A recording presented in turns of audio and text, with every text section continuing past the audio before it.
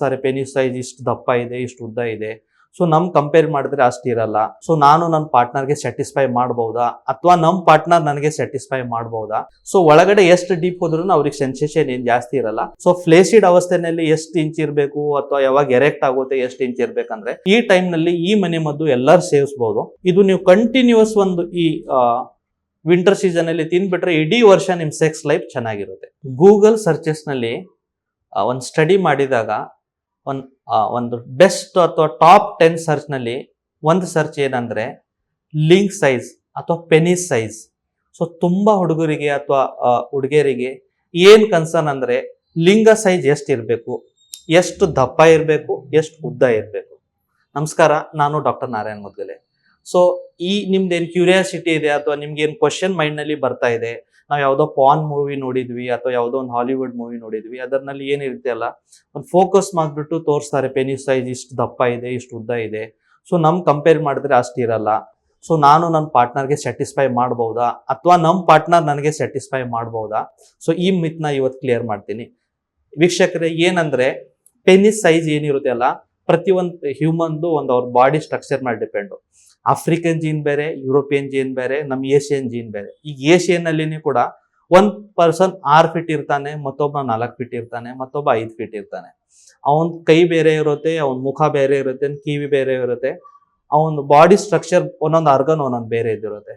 So ಎಲ್ಲಾರ್ದು height ಜಾಸ್ತಿ ಇದೆ ಅಥವಾ ಹೈಟ್ ಕಡಿಮೆ ಇದೆ, ಸೊ ಲಿಂಗ ಅವನಿಗೆ ಜಾಸ್ತಿ ಇರ್ಬೋದು ಅಥವಾ ಕಡಿಮೆ ಇರ್ಬೋದು ಅಂತ ಆ ಥರ ಇರಲ್ಲ.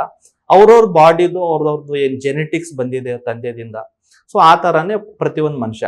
ಬಟ್ ನಾ ಇಲ್ಲಿ ಹೇಳೋದು ನನ್ನ only intention is size doesn't matter.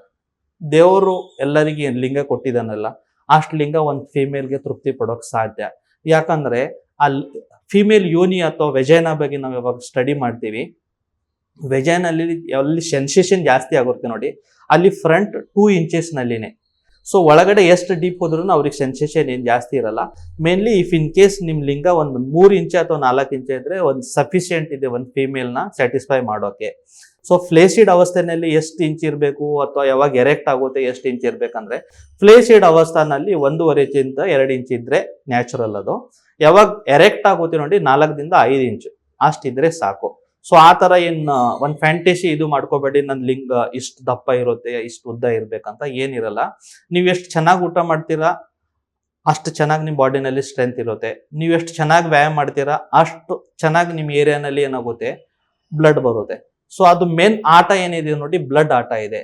ನಿಮ್ ಬ್ಲಡ್ ಆ ಏರಿಯಾನಲ್ಲಿ ಡ್ಯೂರಿಂಗ್ ಕ್ವೈಟಸ್ ಅಥವಾ ಸೆಕ್ಸುವಲ್ ಈ ತರ ಇದು ಮಾಡುವಾಗ ಎಷ್ಟು ರಕ್ತ ಜಾಸ್ತಿ ಬಂತು ಅಷ್ಟು ದಪ್ಪ ಮತ್ತು ಉದ್ದ ಇರುತ್ತೆ. ರಕ್ತ ಜಾಸ್ತಿ ಅಲ್ಲಿ ಬರ್ಬೇಕಂದ್ರೆ ಬರೀ ಔಷಧಿದಿಂದನೇ ಸಾಧ್ಯ ಇಲ್ಲ.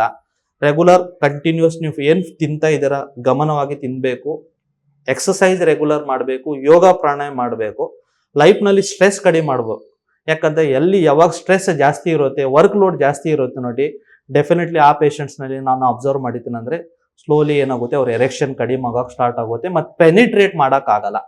ಸೊ ಮೀತ್ರರೇ, ಇದು ಏನಾಯ್ತು ಪೆನಿಸ್ ಸೈಜ್ ಬಗ್ಗೆ ನಾನು ಮಾತಾಡಿದೆ. ಮನೆ ಮದ್ದು ಹೇಳ್ಕೊಡ್ತೇನೆ. ಬರುವ October, November, December till February winter season ಇರುತ್ತೆ. ಈ ಟೈಮ್ ನಲ್ಲಿ ಈ ಮನೆ ಮದ್ದು ಎಲ್ಲರೂ ಸೇವಿಸಬಹುದು. ಯಾರಿಗೆ ಸೆಕ್ಸ್ ಪ್ರಾಬ್ಲಮ್ ಇದೆ ಅವ್ರು ಕೂಡ ತಗೋಬಹುದು, ಯಾರಿಗೆ ಸೆಕ್ಸ್ ಪ್ರಾಬ್ಲಮ್ ಇಲ್ಲ ಅವ್ರು ಕೂಡ ತಗೋಬಹುದು. ಇದು ಏನಂದ್ರೆ ನಿಮ್ ಬಾಡಿನಲ್ಲಿ ಒಂದು ನ್ಯಾಚುರಲ್ ಏನ್ ಮಾಡುತ್ತೆ ಸ್ಟ್ರೆಂತ್ ಚೆನ್ನಾಗಿ ತರುತ್ತೆ. ನಾಟ್ ಓನ್ಲಿ ಸೆಕ್ಸ್ ನಲ್ಲಿ ಓವರ್ ಆಲ್ ಸ್ಟ್ರೆಂತ್ ಚೆನ್ನಾಗಿರುತ್ತೆ, ಸೆಕ್ಸ್ ಪವರ್ ಚೆನ್ನಾಗಿ ಬರುತ್ತೆ. ನಾ ಹೇಳ್ದೆ ಅಲ್ಲ ಲಿಂಗ ಏನುತ್ತೆ ಅದರಲ್ಲಿ ಬ್ಲಡ್ ಚೆನ್ನಾಗಿ ಬರುತ್ತೆ, ನಿಮ್ ಪಾರ್ಟ್ನರ್ ಅನ್ನು ಸ್ಯಾಟಿಸ್ಫೈ ಮಾಡ್ಬೋದು. 3 ಇಂಗ್ರೀಡಿಯೆಂಟ್ ಅಷ್ಟೇ, ಎಲ್ಲ ಕಡೆ ಈಸಿಲಿ ಅವೈಲೇಬಲ್. ಒಂದ್ ಏನಂದ್ರೆ ಜೇನುತುಪ್ಪ. ಜೇನುತುಪ್ಪ ಅದರಲ್ಲಿ ನ್ಯಾಚುರಲ್ ಎಲ್ಲಾದ್ರೂ ಕಲೆಕ್ಟ್ ಮಾಡಿದಿದ್ರೆ ಅದು ತೊಳಿ. ಎರಡನೇದು ಖರ್ಜೂರ, ಅದರಲ್ಲಿ ಸಿಗದ್ರೆ ಬ್ಲ್ಯಾಕ್ ಖರ್ಜೂರ ತೊಳಿ. ಮೂರನೇದು ಎಳ್ಳು.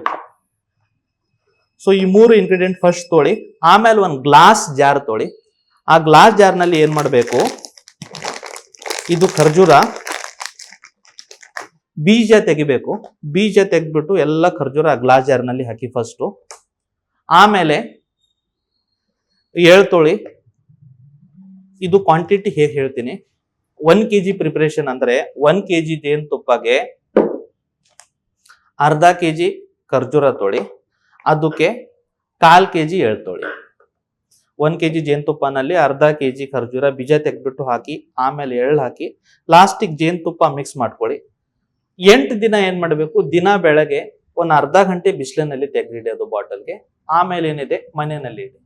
ಸ್ವಲ್ಪ ಬಿಸಿಲು ಕಾಂಟ್ಯಾಕ್ಟ್ ನಲ್ಲಿ ಅದು ಬಾಟಲ್ ಬಂದ್ಬಿಟ್ಟು ಅದರಲ್ಲಿ ಒಂದು ಔಷಧಿ ಗುಣಧರ್ಮ ಬರುತ್ತೆ.